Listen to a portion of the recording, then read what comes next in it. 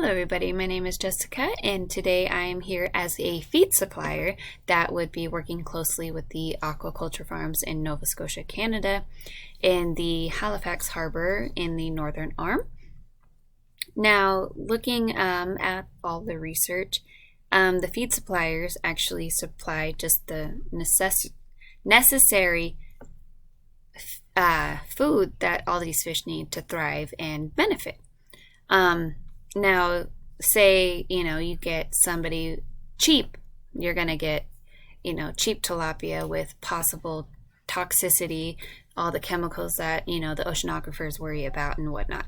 Now, if you go with a strong feed supplier who, develops these quality ingredients and the quality supplements and, making sure there's not very much nutrient waste, which is the big one, because oceanographers worry a lot about nutrient waste being deposited into the oceans.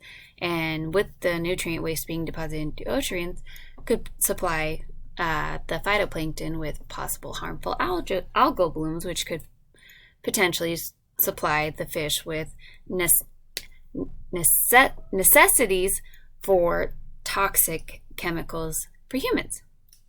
Now, if they were to be supplied with the proper supplements, they wouldn't need any excess nutrient waste. They wouldn't need any more than what they were supplied with, so they would benefit from that. They would also benefit with their profits because the fish would be fresh.